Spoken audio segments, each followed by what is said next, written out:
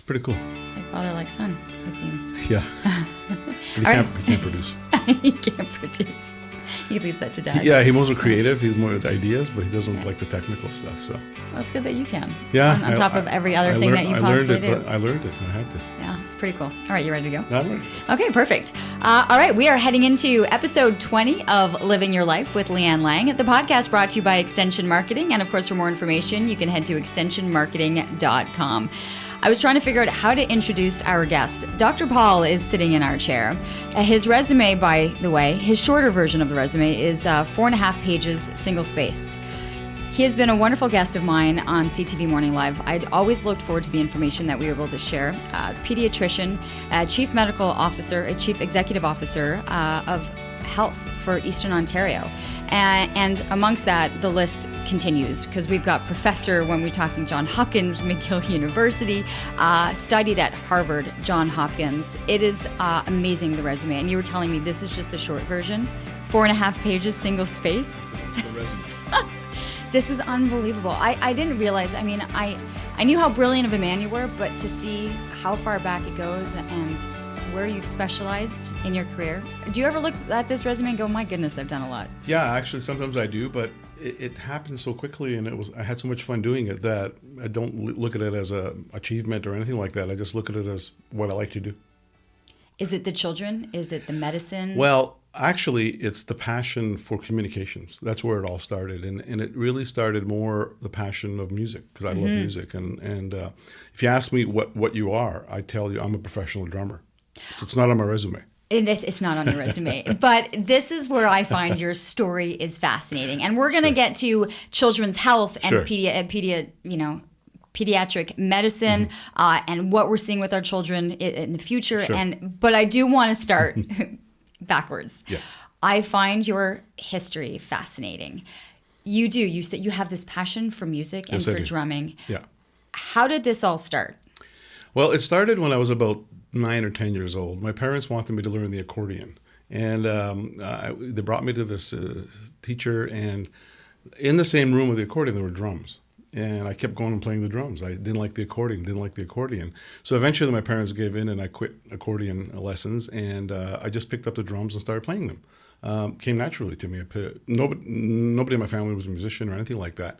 And it came naturally to me. I started playing, and my parents heard me play. And then in high school, I remember in high school, my music teacher was a professional musician. He was actually he was one of my inspirations. He was the director of the HMCS Donnacona band in Montreal, a band, Navy band. And he called me in. That's a big production. That's a lot of musicians together. I'd go and I jam with him on Monday nights. And then he actually bought a drum set when I was in grade 10, and I jammed with him at lunch. That was my best year when I was grade 10. And that's the same year that I said to my parents, like, I want to get my own drum set, you know, and sort of piecemeal, I bought my drum set when I was in grade 9 or 10, I think it was. I bought a Ludwig. Was this your saved money? Yeah, it was my saved money. It wasn't like your parents were like, we love that you're passionate about this. We want to support you. Let's buy you a drum set. No. They were quite resistant to it. But finally, they drove me to, somebody was selling it I remember I bought it. It was a vintage Ludwig, and I got it at a good price.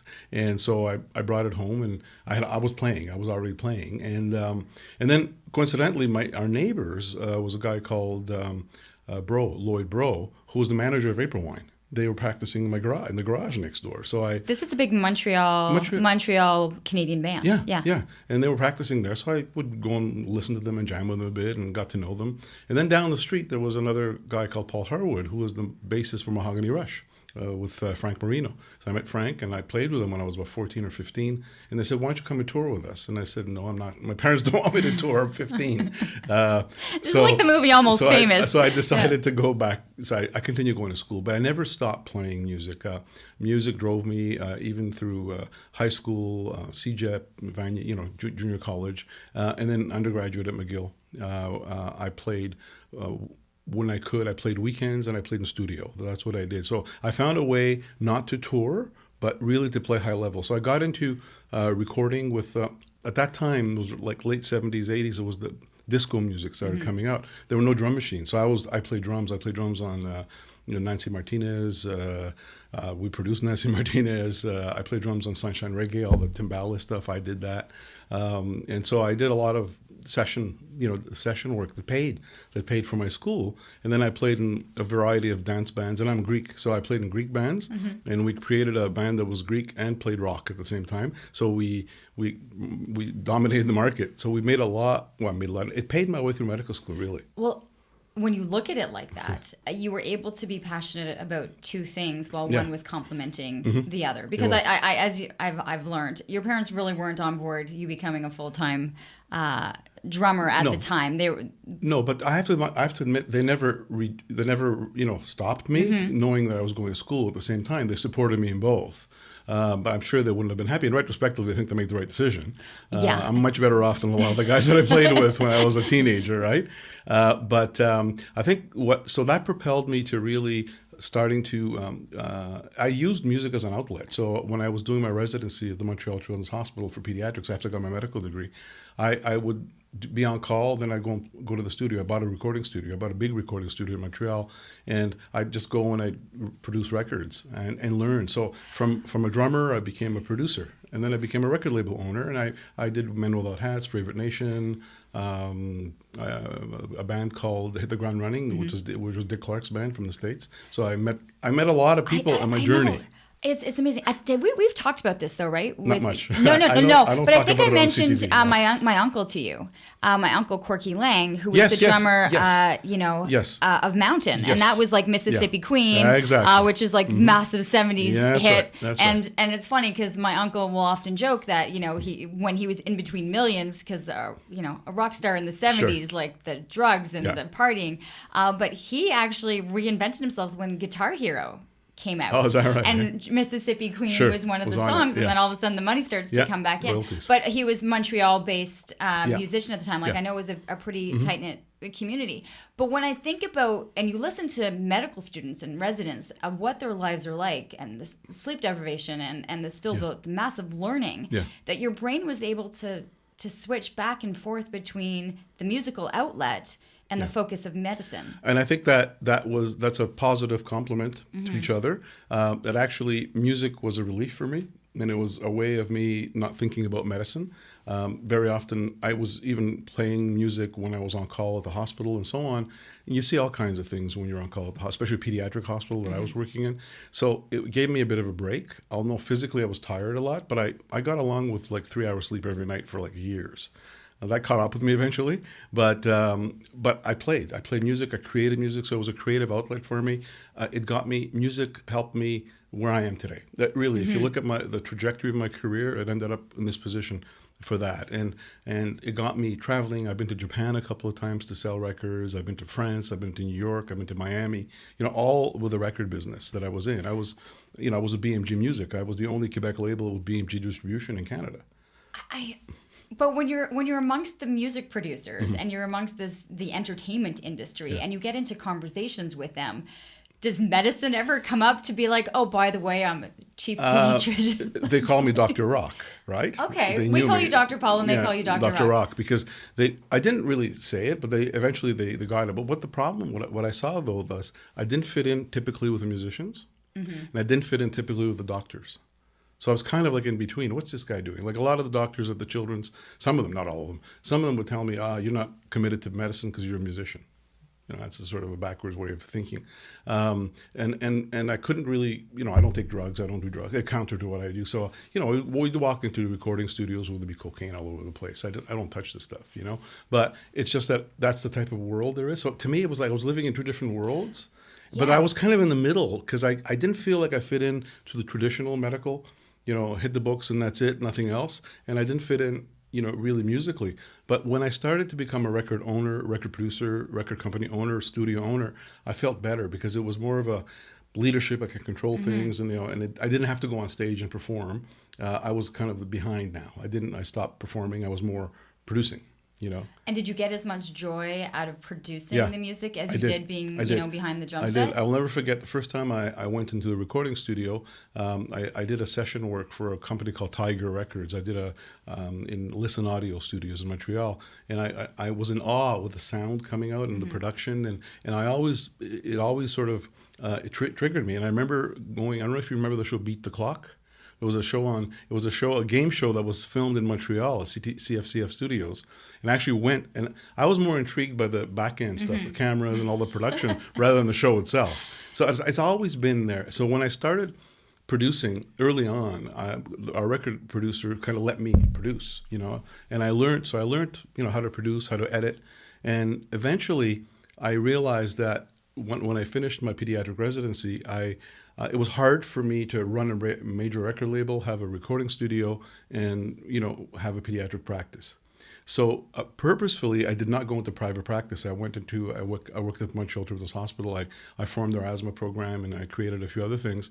And on the side, I continued music, but it was almost mutually exclusive. I couldn't do both. It was hard because I couldn't travel and so on. So what I early on, around 1985, 86, I was on the wards, and I was doing a diabetes rotation in pediatrics, and the kids kept calling me Dr. Paul, because they couldn't pronounce my last name. So that Dr. Paul stuck to me, and I said, this is the opportunity I have. I had artists. Some of the artists were unreliable, and it was very hard. So I said, one day I'm going to be the artist. So that's how I created the Dr. Paul brand, where I said, I'm going to create educational material, multimedia material, what Dr. Spock did, but at a multimedia level, and produce it. So audio, video. In those days, it was pre-internet. And it was forward thinking to be able to do that and think that far ahead. Yeah. I mean, now it's a given, but you were doing this and the first to do it. I was the first to do it. So when they say podcasts, I had a radio show. This is a radio show. This is just online, and I had podcasts back in the 1980s, and I was doing radio shows in Montreal on CJD, CFMB, all these stations, called Baby Talk with Dr. Paul. This is back in the 90s. And people were saying, what are you doing? And my vision was really to be able to provide material, information to parents worldwide. And then, so I started doing some productions and audio cassettes and so on. And a lot of the pharmaceutical companies bought my stuff and gave it for free. So 1.5 million DVDs and videos later, people got my stuff for free, which was great. So I started. So then that kind of got me going. Okay, well, this is something that I like to do. So I became kind of a physician producer. Mm-hmm. So I had the medical and I had the production expertise and the manufacturing expertise. So I was able to provide services to all the pharmaceutical companies and a lot of agencies and so on, public health agencies in the States, that I would create the videos for them. But let's keep in mind too, though, that this content you're creating is educational. Yeah. It's not about you kind of. Yes, you got to be in this production aspect of your life, but you were providing the information. Oh, yes. To parents, to doctors, to others, to be able to better care and understand the health of their child. Exactly. Well, I abandoned music, so I created more productions. Although I created all the music on my soundtrack. So, but that was the fun part. But really, you're right. It was really about using. And I call it multi-format health communications. And so what happened was around 1990, 89, 90, in the 90s, I started talking to the dean at McGill. So, we should create a health communications department. I thought I was nuts. I didn't know what I was talking about. Then the internet came on and nobody knew about it. And I'm the first physician in the world online. I mean, drpaul.com, drpaul.com, was online in 1994, 95, at the time where I was frustrated because it was only 28.8 modems and there was no streaming. We couldn't do audio, video, or anything like that. To the point where I remember I actually met Mark Cuban online, who had a company called AudioNet. And what he was doing, because Real Audio had just come out, it was before Windows Media Player, before Google, before Yahoo, it was we were using Netscape. And at that time, I met him online because he had a company called AudioNet. And what he was doing, he was just actually cataloging on a website radio stations that streamed live. It was new in those days. Yeah. And that's how he became a multi-billionaire. He sold that company to Yahoo. Really? For $5 billion.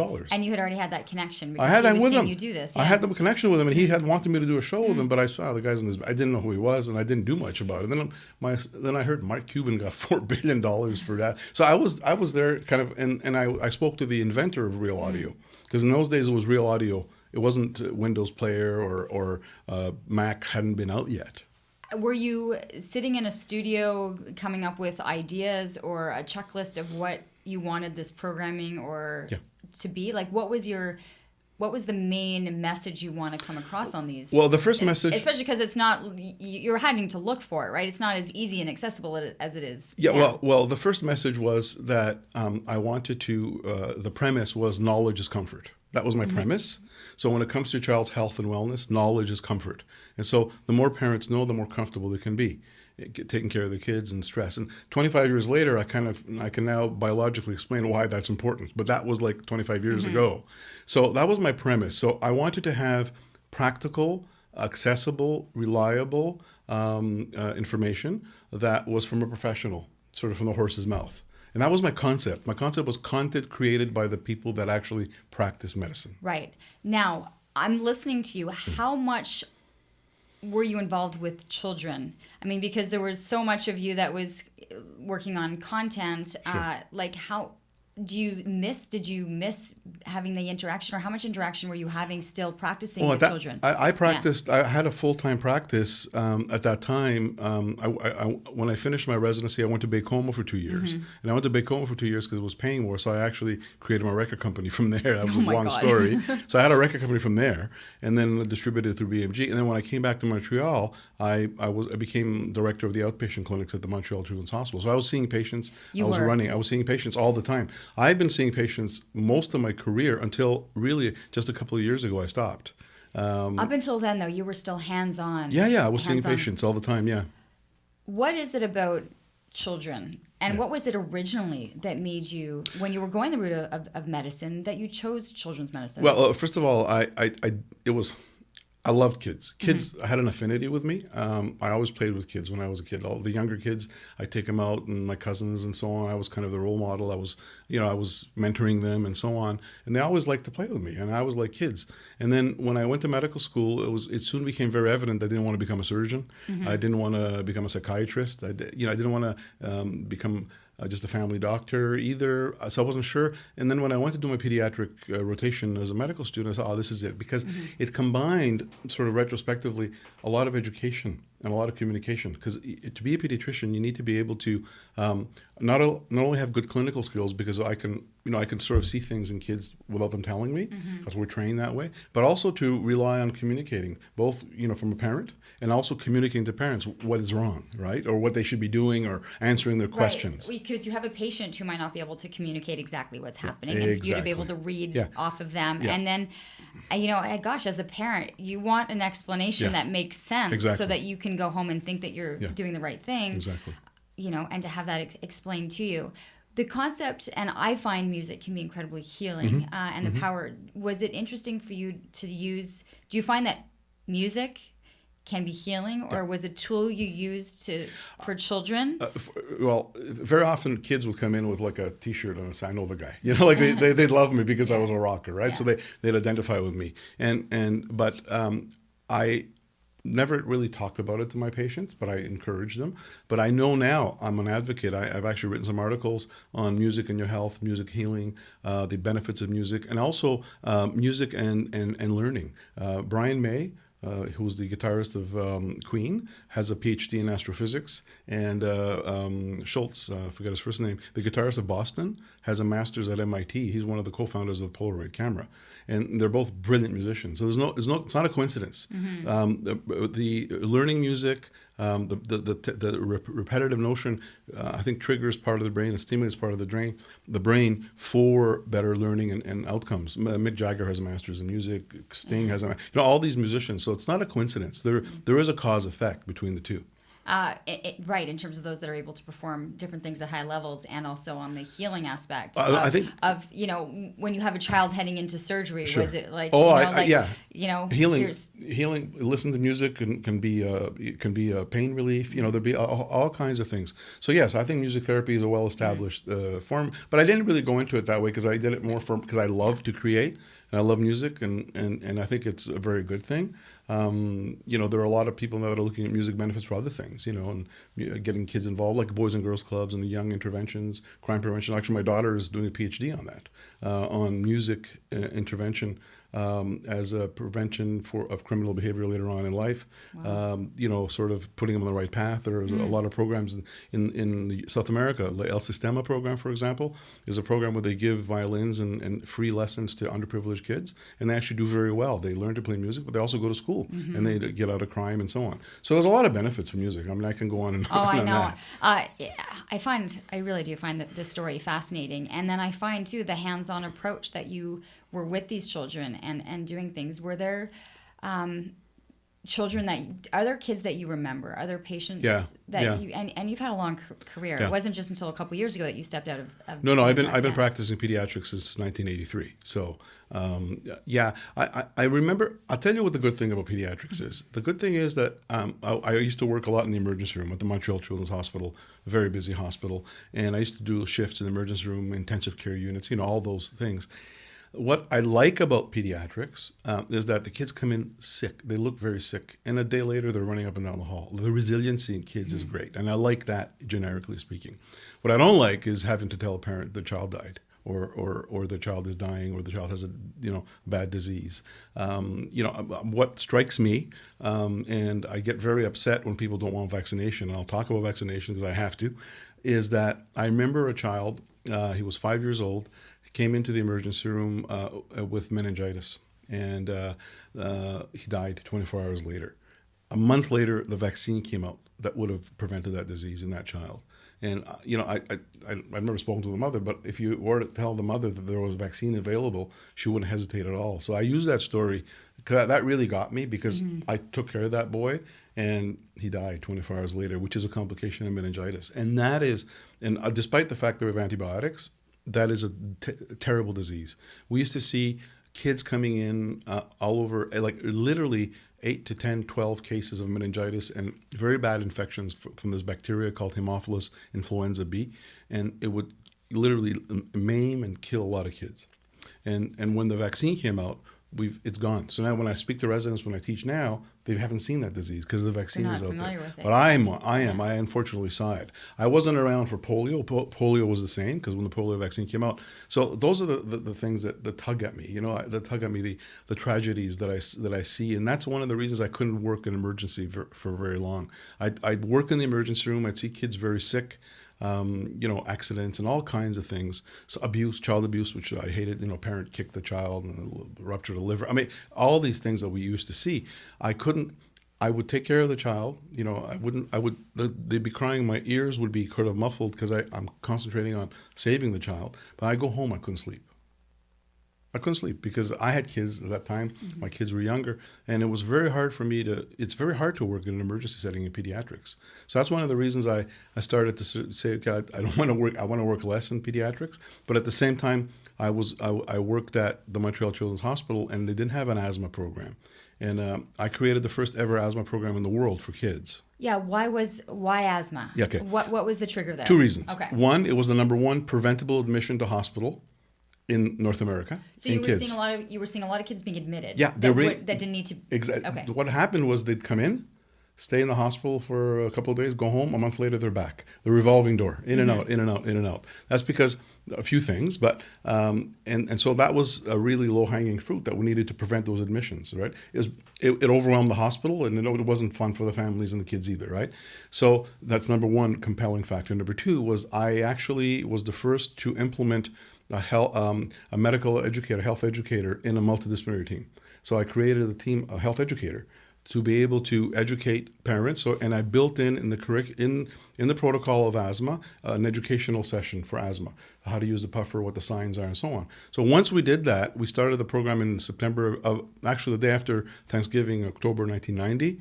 Within a month, we were full, half a day, 5 days a week. And by December, I had to go full day every day. Okay, you're doing that, but then what was the number of decreases of seeing these kids every month in the hospital? Absolutely zero. There were no repeat admissions stopped. Wow. And then with time, we got everybody else, because those are the ones we were capturing. So we were seeing kids that were referred from the community, but mostly from the emergency room or from the wards. So once you sit down with a parent and explain to them, so that was my passion. My passion was you have to embed communications and education in treatment. So I used asthma as a model for everything else that I've done. It was just to showcase that. I didn't have a particular interest in asthma more than anything else, but you saw the need. I saw the need for it, yeah. And I also saw the fit where that's exactly where education and knowledge, comfort, and all that come in, because that made a big difference in the kids' lives and the parents' lives. Asthma was the first. Yeah. Where were you then able to implement this in other places? We then created a bedwetting clinic where Okay, kids yeah. for bedwetting, because again, the bedwetting has a lot of stress. So I created a bedwetting clinic where we had psychological and social, a whole multidisciplinary teams. We created an obesity clinic as well at that time, and we created a learning problems clinic as well for children with ADHD and learning disabilities and so on. So Okay, right now you've just brought up 4 topics Yeah. that there's parents listening to this going, wait, stop. yeah, so we Go- created go those back. programs. Let's talk. Yeah. I created all those programs that would have team approach, and that was back in the 1990s, multidisciplinary approach. Bedwetting.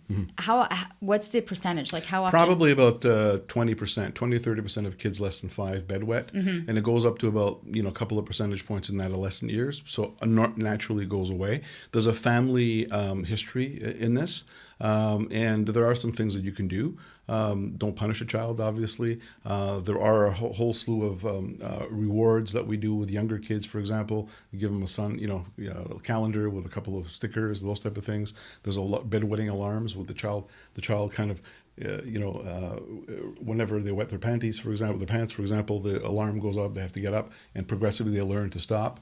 So we don't believe it's a medical problem. We believe it's kind of a control problem of the brain into that, and there are some medications as well. But the good news is when you sit down with parents and tell them, listen, they say I had it and you outgrew it, Right. When you tell them that it's nothing serious, and we do a urine test, and in 99.9% of the cases there's nothing wrong with the child medically.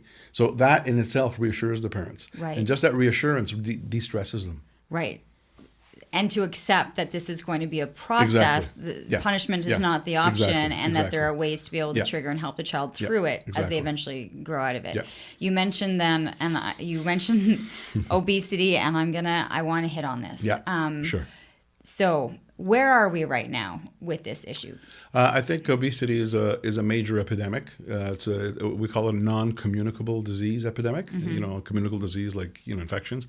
I think it's a major epidemic across the board in most developed countries.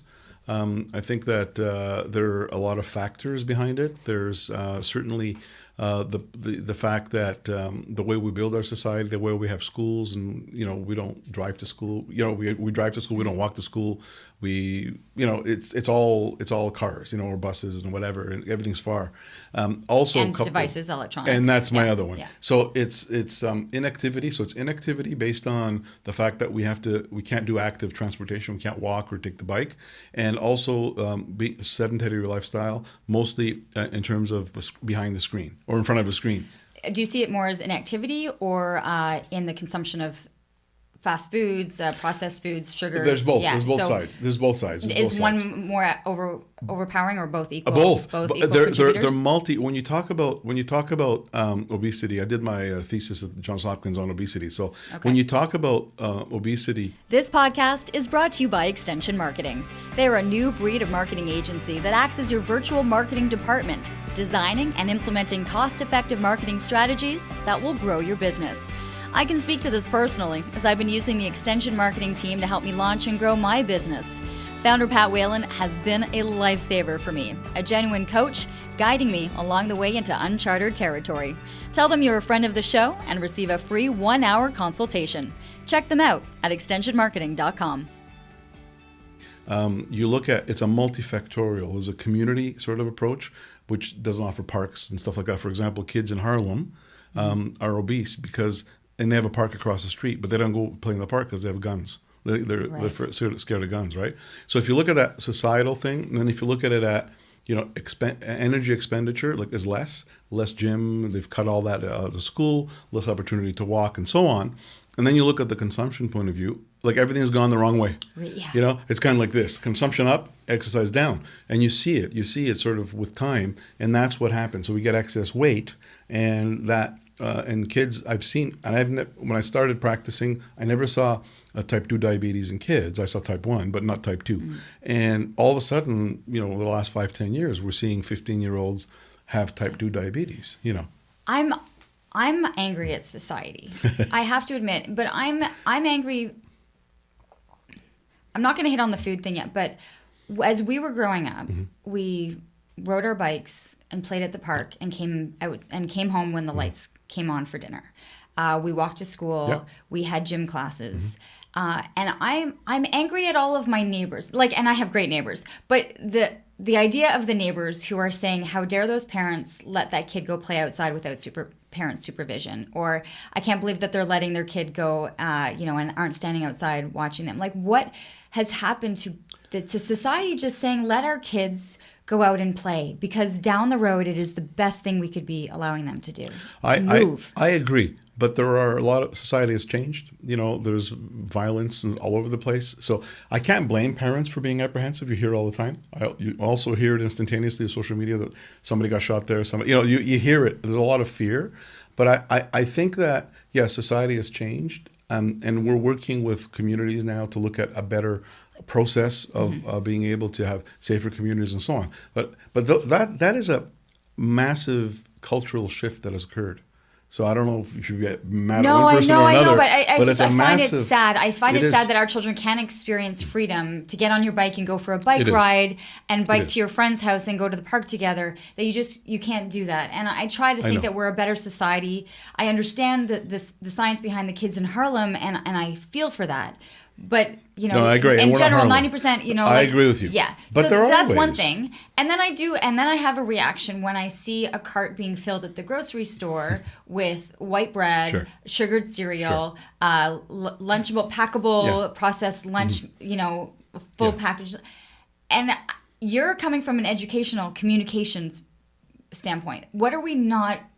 Why is this not getting through? Okay, several things. Number one, you have to look at other factors. When I talk about the multifactorial factors, there's something called the social determinants of health. The social determinants of health determine one's health, and they have to do with how much money you make, where you live, what your education, and so on. We did analysis at Johns Hopkins and looked at the cost of a healthy food. It is out of the reach for the majority of people, and there is a disproportionate obesity rates in the poor rather than the rich. So there's an actual accessibility issue. So it's cheaper to get fast food and cheap food and processed food than it is to get nutritious food baskets. So, and that's not an excuse. That is a real reality. So why are we not making healthier foods more accessible and less expensive? And that's what we're advocating for. That's what we're in public health where I work. We advocate for that in terms of being able to offer healthy foods and there's a lot more programs that are being done now, like in Northern Ontario, they're bringing in fruits and vegetables and that type of things. We have a green food basket in our area where people can get a fresh food basket for $10 for a whole month, that type of thing. So we're doing piecemeal stuff, but it has to be a societal thing. So it's not only that poverty causes it's a whole slew of things. Okay, but how do you have a child in your office at 13, 14 with type 2 diabetes, and as a pediatrician, what are you saying to this child and what are you saying to the parent? Well, basically, how do you cope with that? Well, you have to explain to them what the consequences are, not scare them, but do it in a positive way, and work with them to see what's best for them in terms of an exercise program. You have to go through a whole routine, what they're eating and so on, and then we have to be able to teach them how to eat properly if they don't know how. You're right, talking about carbs and low carbs and processed sugars and so on. But the problem is, I gave this lecture to pediatricians. Mm-hmm. You know what they told me? Well, yeah, but I tell them that, but they have no money to buy the stuff. And that's what happens. So you need to know where to refer them. That's why it's not just as a pediatrician, I can tell you to go and exercise and eat better, right? It's easier said than done. Yeah, you can't tell a 55-year-old man who's sitting there in the same issue to say, you've got to stop. No, but it's hard. So right. I understand that. Yeah. And so it's we're never going to solve it. I'll be honest with you. It is a problem, but it's a multifactorial problem. It's not just eating too much and exercising less. It has to do with your environment, a whole slew of things. There's a social contagiousness to that. So families tend to be, obese. On the positive side, what I tell parents is learn, bring your child. When I talk about babies, bring them to the table as soon as they can sit in a high chair, eat with you. Eating as a family has actually shown to reduce the level of obesity and actually increase the level of good food intake. Eating as a Just family. eating, And right. what happens is the other factor is that there's a lot of divorced families, a lot of single parents, mixed families, and they're running all over the place and they don't have no time. So they rush, they don't have meals together. So I think one of the things that I tell parents is that if you make the time, once a day or a couple times a week to have meals with the family, it's been shown that itself actually reduces caloric intake, believe it or not. You prepare and having them prepare the meals with you and so on. So there are some simple things you can do that are within your control. Obviously, exercise, walking together, getting those type of things that you can do. The other thing too, parents have to restrict the time behind the screen. Screen time, first of all, for young kids, we don't know no more. Like now, we don't recommend screen time for kids less than a couple of years of age at all. Okay. At all. And you have got to see that now that screen has become the I know. babysitter. Of course, I know. Like, I know. I'm grateful that we weren't having the iPads when my kids were like, I had baby Einstein and I put them in front of the television, but they weren't in front of their No, I face, understand. right? Like, so you have to limit them as well. Turn off the TV during dinner. Make sure that they don't go on because we know statistics have shown more than 2 hours behind the screen is associated with an increase in your obesity rates. And we know that. So those are the things that parents can do. So there are things that parents can do within their control, but there are things that society has to do as well. So it depends on the situation. And like I said, I've spoken to pediatricians, family doctors. Yeah, theoretically it's very easy to do, but to say and to advise. But if a parent can't do that, or if a parent has mental health issues, there's a whole slew of things that complicate it. I can see that. And that leads into, you go from obesity, diabetes, ADHD, ADD. So how much of an influence when you're looking at a child that they're not meaning to be, jumping off the walls and Sure. or, unfocused, or I'm sure you have so many people going, my child's not reading yet. My child, it's... First of all, you shouldn't compare kids with other kids. Your kid is your own kid. That's one thing. I'm sure that is the one thing you have said, because every parent is coming, my neighbor's kid is doing this, and my other child did it this way. Each child has its own pattern, right? Yeah. Both for growth and development and so on. I think that ADHD, that's a topic dear to my heart because I created the ADHD clinic because we saw a need. Okay, let's just add that to the resume list. Where was the ADHD? Where was that at the Children's Hospital. It was part when I took over the outpatient clinics. I separated them. I did the pediatric consultation center, the asthma center, and then I created the clinics within them, specialty clinics within them. And so ADHD, and I was fortunate to train with the pioneers of ADHD, Dr. Weiss, Gabby Weiss, and Dr. Ron Barr, who were one of the first to use Ritalin in kids back in the 60s and 70s. Yeah. And so which at the time was like, you're what? Yeah. However, I trained with them and I worked in ADHD clinics with them, and I saw a lot of kids with ADHD. I can tell you that the first thing is that it's the term ADHD and hyperactivity is overused. Okay. We used to get school teachers sending us kids, he's got ADHD, put him on Ritalin. It's because it's easier to put him on Ritalin than it is to look at other issues. And in 9 times out of 10, the kid didn't have ADHD. So there's a lot of other things that mimic ADHD. I think it's overdiagnosed. And you need to make sure that you make the diagnosis properly. I just can't see your son or your daughter in my clinic and say, he's got ADHD. I can't do that. I have to. It's not like looking into a child's ear, right? Or listen to with a stethoscope. You need to take a history. You need to know a whole slew of history. They have Connors. We have scores and all that. It's the whole thing. Once you have that, then it's a matter of deciding, okay, what are you going to do about it? And there's 3 aspects to it. It's not just Ritalin. And so there's one, it has to do with school. The schools have to know how to treat that child. You're going to put the child in front of the class. You might give the child oral exams. You might give the child, less distractions, those type of things. And the other thing too is we need to make sure that the child doesn't have a learning disability, because 30 to 40% of kids with ADHD have something else as well. Can I go back to the issue that we ran into with obesity, and we talk about the socioeconomic aspect of this? Some parents recognize this and have the means to pay for the testing. Yeah, I agree. Go and have it done and diagnosed and speak with a psychiatrist, a child psychologist. I agree. There again, there's the separation of having a child having the diagnosis and speaking to the school and having papers that say, this is what the test scores are showing. Again. However, we at the Children's did it for free. It was a free service. Yeah. That's why I did it, right? Yeah. But just sort of going back to that and talk about socioeconomic, A lot of the kids that are quote unquote hyper are not. They're reacting to things. So parents divorced, parents, there's abuse at home, or there's all these kind of things that go on. So you just can't jump on that ADHD bandwagon. I disagree with that approach. Yes, when I make the diagnosis and you treat the child, and it's got to be a threefold treatment. One is the school. Two is parental behaviors, reminding kids at home. There's a whole slew of things that we do. On my website, I've got them listed, strategies for home. And then the third one is medication if the other two don't work. But if you're going to use medication, you have to use the other two as well. So it depends on the situation. Some parents say, yes, I want to try medication. Some parents don't. We respect them, right? The other thing I want to say is that we see a lot of these kids who are acting out and they're hyper. No, there's something going on. There's something going on in the family. I'll give you an example. I had a child that was sent to me, a 5 or 6 year old little girl.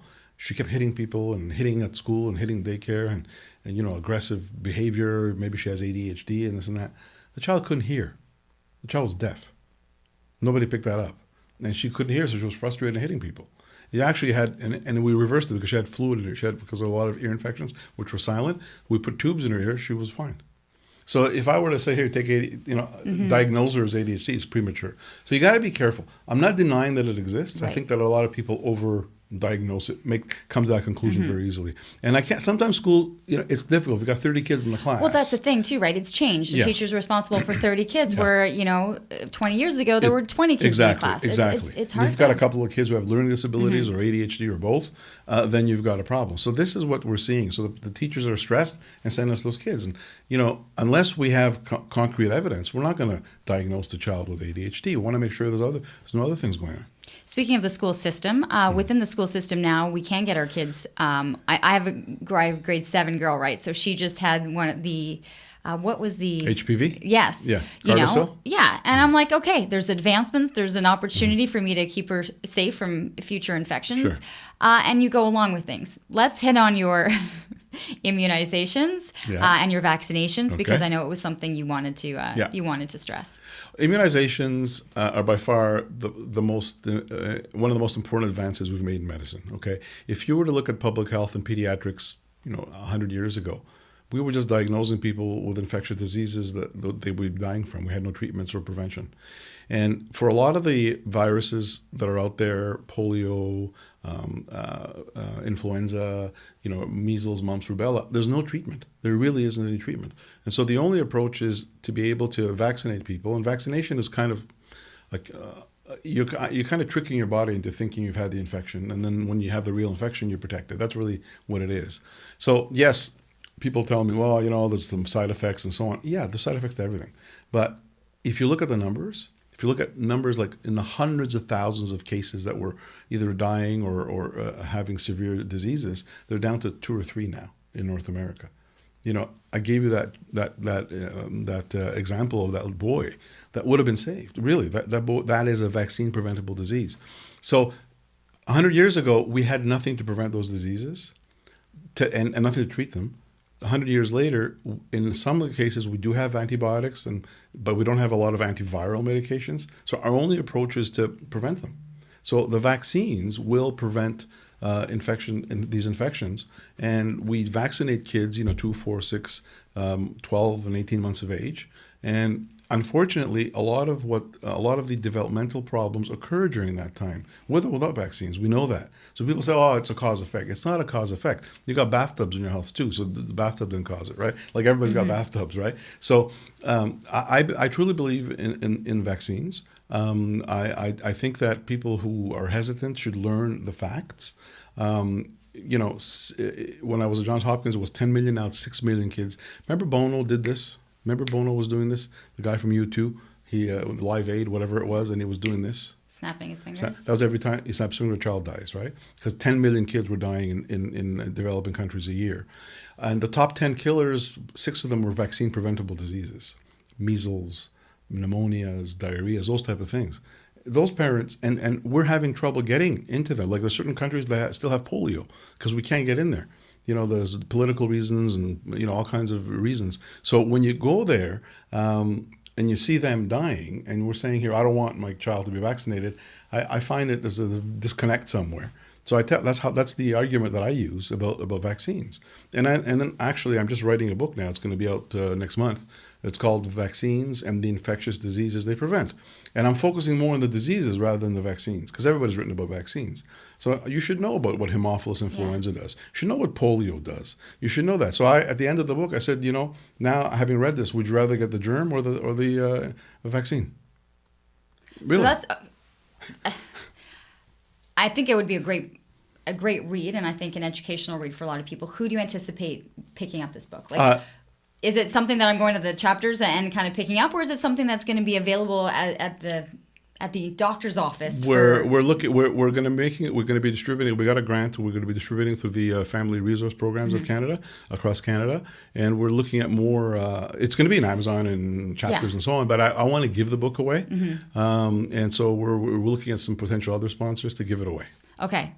That's the second book you're writing? Yeah. Let's talk about the first one, because I remember I was excited for you when we were talking about it on the show, because it was almost like a culmination of your pediatric career, and it was especially for parents with young babies, because this is from newborn up. Newborn up, first couple of years of life, really. Yeah. What the book is called? A Baby Comes Home, A Parent's Guide to a Healthy and Well First 18 Months. And there was a deliberate reason why I chose 18 months. Why? Because we know that now the brain development and all of the tools that a baby needs to be healthy, both mentally, physically, developmentally, most of it is formed within the first couple of years of life, predominantly in the first 18 months of life.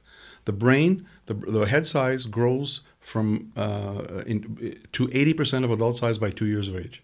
So the brain really grows, and that is all the pathways that are formed. So you're born with a certain number of brain cells, and all those connections form, and that's how the brain grows. And those connections, that's called brain sculpting, and they are the ones that develop visual recognition, social patterns, emotional controls, social peer-to-peer regulation, a whole slew of things, plus medical control, adrenal systems, and so on. And if a child is not taken care of, is not nurtured properly, abused during those periods, those times, and that period is adversely affected, you will end up having kids with heart disease later on in life, with not living as long, with all kinds of chronic medical conditions.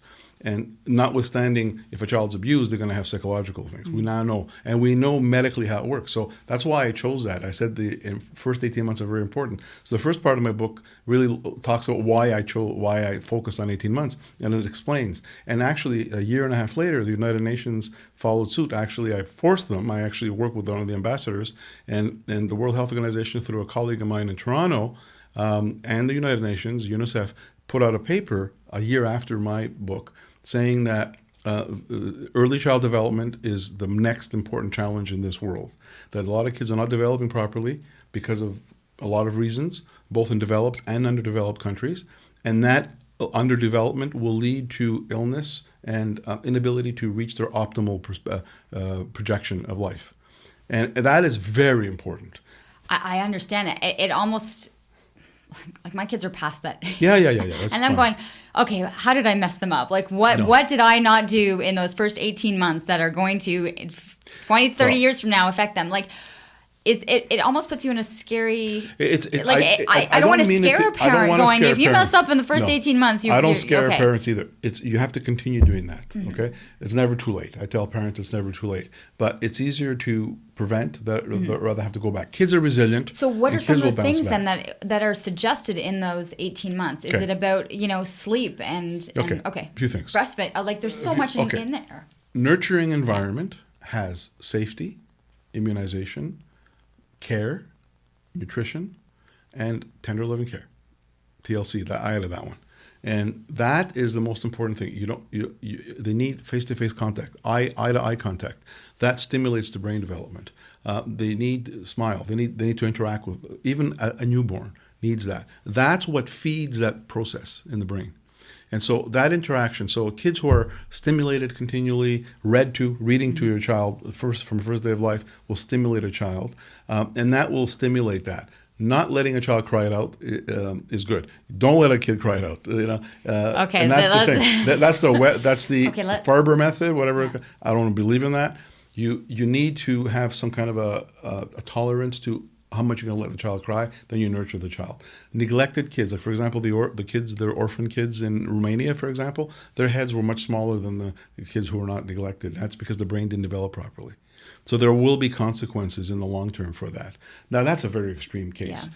In most situations, what we're saying is and we as a society, again, it goes back to society, we as a society need to ensure that there is a nurturing environment. The parents are capable of doing a nurturing environment. Now, in certain areas, the parents are single, they're struggling, they have their violence. All these things get in the way. Again, it's the social determinants of health that get in the way. But my book wasn't meant for that. No, it just meant politically, I Yes. did that. That's how I advocate for with governments and so on. But for parents, it's just a matter of saying, you know what? Stimulate your child, play with your child. You're not spoiling your child, and you're not going to spoil an 18-month-old. Let's put it this way. But how simple for so many people with looking down at your child and smiling and laughing and making eye contact and giggles and facial expressions. That doesn't cost money. TLC is free. Yes. In one of my sections, Yeah. I write that TLC is free. TLC is free. Anybody can do it. I remember giving a lecture and talking about poverty because it's associated. And we know the kids that are poor, they're not as ready for school as the richer kids are. And that's because of parents are struggling. You know, there's a whole demographic issue. And I remember I gave a talk once, and this guy in the audience got up and said, you know what? I grew up in a family, we were 12 living in home, you know, very poor, and I got a PhD in psychology. So I said, yeah. I said, poverty doesn't cause it. It's the other things that get in the way.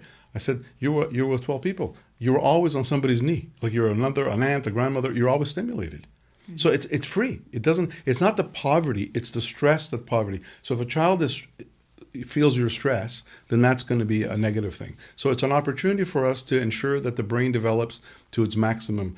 First of all, the brain develops till 25. But a lot of the foundational stuff is done in the first couple of years of life. Mm. So it doesn't hurt anybody just to love the kid, read your child, read to your baby, grandparents, uncles, whoever it is, just keep stimulating the baby. There's nothing wrong with that. And as a matter of fact, that's what we're now recommending worldwide as kind of an additional approach. I mean, it makes sense intuitively, but there's a scientific reason for it now. What is your next... have I hit on all of the different programs that you have launched into? What is next? You have another book, as you were mentioning, coming out this...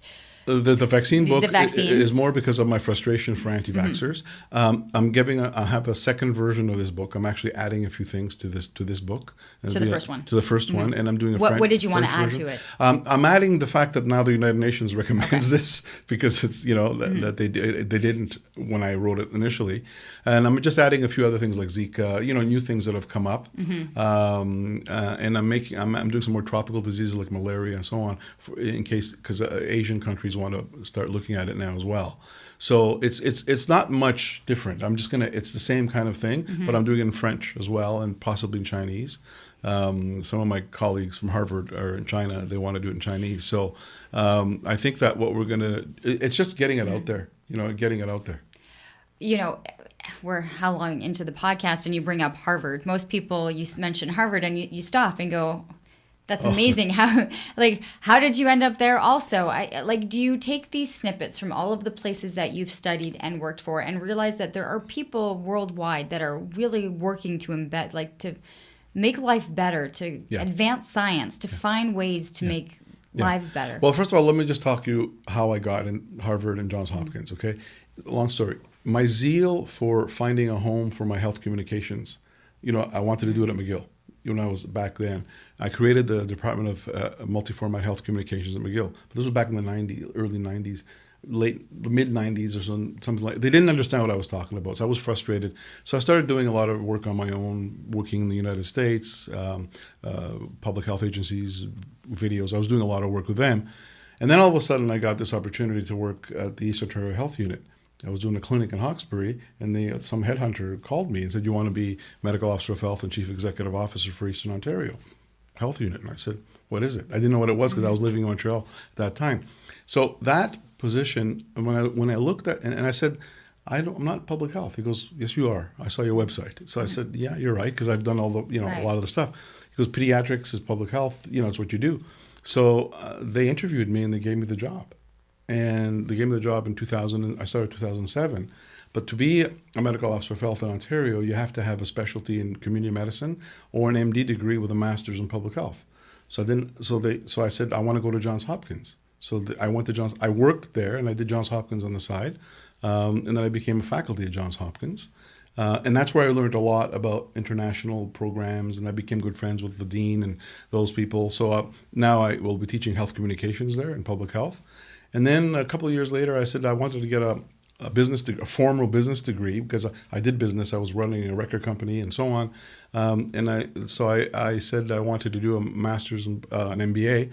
And the MBAs, the traditional ones, were not flexible enough for my job, because the traditional ones, I had to be on a team. I had to go to China for a month, and if there's a big pandemic emergency, I can't go and present. So I told the dean, and they accepted me at one of the programs, and I said I can't go. Then I called Harvard, and I said, yeah, we have a mini MBA, we have a mini program. You have to come here for 3 months though, live here.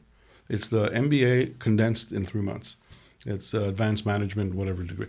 So I went for 3 months. Because it's an hour flight. So if it was an issue here, I would be able to fly back an hour, right? So I went for 3 months, and it was the time of the Boston Marathon explosion. We were there, and so I learned a hell of a lot there too about business and really international business, finances and all that. So it really was able to give me, and then I made a lot of contacts. We had the vice president of Boeing in my class. We had the deputy minister of health of Israel in my class. We had a lot. Wow! So these are individuals who have established themselves in their own fields, still looking to empower and better educate themselves. And I find that's an interesting. Most people kind of they get their degrees and they set off in life, but in order to continually evolve. Well, I got to tell you, to get my medical degree and my pediatric specialty, I had to go to school 13 years after high school. 13 years after high school.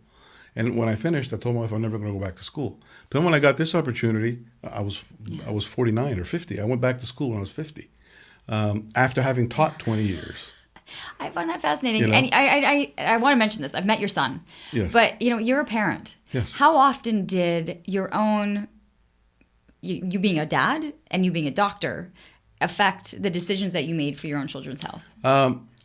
As a doctor, it affected him a lot. I was very prudent and careful because I saw all these safety things. I was very safety conscious. My wife because you saw that in the emergency room, right? Yeah, like you saw accidents that were like stuff that other people don't. Like what? Kids strangling themselves by accident with their dog's leash on a staircase. Child left in the bathtub because they called the mother to go and see the car. The child was hit by a car. Came back, both the child, like terrible stuff, infections and accidents and children not in car seats going through, the windshield, all that stuff. So I became very paranoid. My wife too, because my wife worked I met my wife at the hospital. She was a respiratory technician at that point. So she was seeing all the horror cases as well. So I'm hyper protective, if you like. And my kids tell me, why that? I said, buddy, I've seen it. And we did segments on Christmas time, Christmas lights, and bulbs and Lego pieces. How many times kids came in with having swallowed a light bulb, having choked on put an electric cord in their mouth and burnt themselves. I mean, I've seen it all. We had a whole thing on a wall of stuff that we've pulled out of kids' throats. Needles, safety pins, bobby pins, staples, nails, you name it. We've got a whole wall of stuff that we've taken out. So I've gotten that. But it's made for some really informative segments, I have to tell you that. And I know a lot of this is to be found in the book, in a lot of the things that you continue to get information out. And my website is now getting, I revamped it a bit because I had abandoned, not abandoned, and I just let it go a bit because I had a lot of other things I was doing. But now I've revamped. Actually, again, a Harvard colleague of mine redid it for me. Relaunched it, and I'm starting to get like 2,000, 3,000, 4,000 page views a day now. Which oh my God! I was so up, drpaul.com. drpaul.com. Yeah, it's still growing. It's still growing. Before I started this job, if you would Google child health and wellness, I was number one. If you Google abdominal pain in children, I was number one. So I lost that ranking because of some technical reasons. But now I'm going back up. So if you do Google infant regurgitation, I'm number one. Google, adenoids, I'm number one. Like because it's content. And I was first. Well, everyone's looking. The first. I know, and we talked about that. And you were the first, and still not everyone's catching up. No. Because there's so much information that needs to be there. Yeah. How do you keep up then with the content on this? Because it's constantly evolving. Okay. First of all, especially when you have like 3,000 hits a day. First of all, my content, you see, the good thing about pediatrics is that many things don't change. So the development and all those things are the same. So I also write a weekly column for the Sun papers. Sometimes it's in the Ottawa Sun. For years I wrote for the Edmonton Sun and Calgary Sun. But now I write for the local Cornwall paper, a Standard Freeholder. So I've written like 800 articles. I've got hundreds of articles that I've written. So every week I do fresh topics. So when they're pertinent, I put them on my website. But a lot of what's on my website, I call my website an online encyclopedia. Okay. More. So it's you want to know what croup is. You want to know what HPV. It's all there, and then I keep it. I keep it up. So now the way I do it is, I'm the webmaster. I can do it myself. Yeah, and you brought up so many basics, like the croup, like we called it the croup in my house. Like it is scary as a parent when you're listening to your child not be able to breathe, right? And I remember the midnight rush to the hospital, right? Yeah. And then I'm going to come across someone like you who's seen thousands upon thousands of cases, right? But it's thousands for you. It's one case that's right. for us, and right? That's, and that's the key perspective on it. Yeah. Well, I'll tell you. I remember my sister. My sister was living upstairs, had just married and had a baby, and I still was living at home. I was finishing my residency, and my brother-in-law came down the stairs. Boys, take him to the hospital. He's choking. He had croup. So I went up and saw him. It's croup. Don't worry. He's fine. What's it for you? Is it go stand outside or go put them in the hot? What's your recommendation? Okay. If it's winter, open the window. Okay. Cold, humid air. If it's summer, go to the shower, cold mist. And it's the cold mist. It's the cool mist. You need a cool mist. Yeah. Okay. It helps them. Now, there are situations where we admit kids to hospital, but in 9 out of 10 cases, it's just a scary sound. You hear a child go, stridor. It's very scary. It is terrifying. Yeah. What do you think about telehealth? I predicted telehealth in 1985. Actually, I predicted Netflix. I'm on tape from 1989. Predicting Netflix and predicting online on demand and all that. And then I was doing a show in San Diego at one point. I've got it on tape. And I think telehealth, that's part of it. When I created my vision of health communications, I have health content in the middle of the wheel, and I call it the spoke. And everything else is the media that you distribute it with. And the content can be educational, diagnostic, therapeutic. So that's where the telemedicine comes in. Same thing. So whether you're using the technology to make a diagnosis or whatever, or just to it's part of it. It's part of my normal. I saw that like back in 1985 or whatever. But we're calling telehealth, and we want the person on the other end to say, "Oh, it's okay, it's normal." Just you mean that thing? Oh, okay. Like, telemedicine. I use it in a different context. Okay. But telehealth is you calling somebody. I think it's good to have somebody be able to support you. But usually they're going to tell you at the end of the conversation, they're going to tell you to go to Merge because they can't make that call. They can't make that call. Yeah. But and very often I always tell my patients and mothers and fathers, the information that we give you really is to support. I can't make a diagnosis. Like I can't tell you your child's got this and that.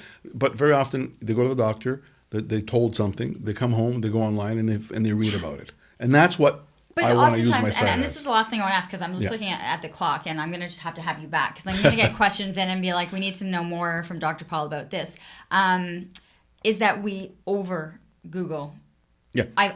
You're saying you go to the hospital, you come back, and they're going to do more research, but it can be overwhelming when you go to the Google machine and type something in, and then I tell parents, and that was something that I tell parents, you need to know what the source is.